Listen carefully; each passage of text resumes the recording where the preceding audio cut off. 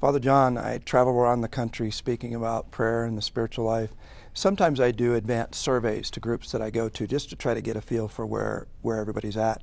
And I've never done a survey where a good portion of the folks who are going to attend the talk don't, all the surveys indicate they struggle with dryness in prayer, meaning that they don't sense God's presence, or they're even just struggle getting through it. It's just not a pleasant experience. It's not something that they even look forward to, and they really don't know how to get out of that. So tell us a bit about what are the causes and ways that we can overcome these difficulties. Yeah, dryness in prayer is definitely a common experience.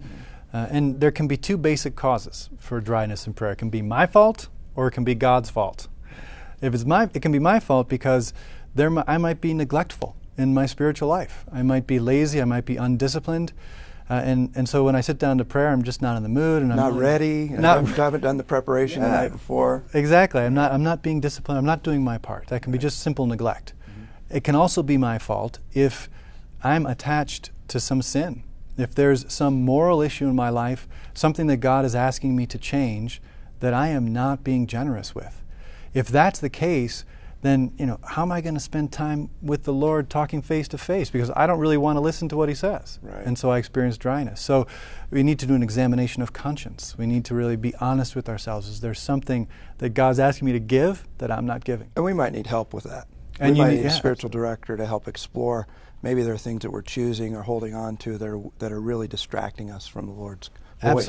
Absolutely. Or some reading, good spiritual reading, talking, kind of going over the basics of our faith. Right. So that's our fault. If we're being neglectful or lazy, or if we're being, or if we have some attachment, some sin problem that's really affecting our connection with God. But it might be God's fault. Right. There are times in the spiritual life, and sometimes entire seasons, where God withdraws what we call consolation, where He doesn't withdraw His grace or His presence, but He withdraws the feeling of consolation.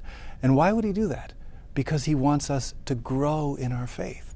He wants us to exercise our faith, our hope. He wants us to grow up a little bit. And sometimes He withdraws. But the funny thing is, whether it's my fault or God's fault that I'm experiencing dryness in prayer, the solution is the same. Yeah. Keep praying. Keep showing up. Keep showing up. Yeah. Persevere. St. John of the Cross, regarding your second point about God wanting us to grow up, has one of the most beautiful analogies I've ever heard.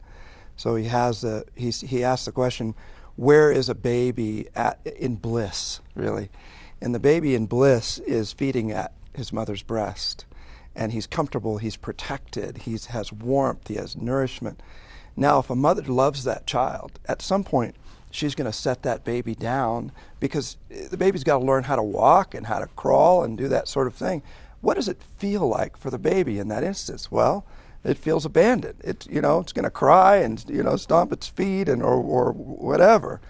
But the mother's not left. She's still there. She just knows that there's a time to be weaned. There's a time to be comforted. There's a time for peace. There's a time to be weaned, which can be more difficult.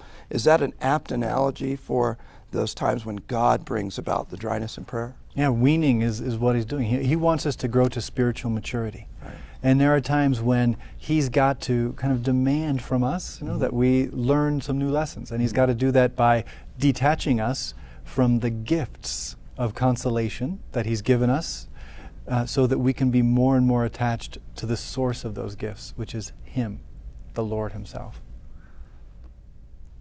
To dig deeper in the spiritual life, to explore a little more about the better part, go to SpiritualDirection.com.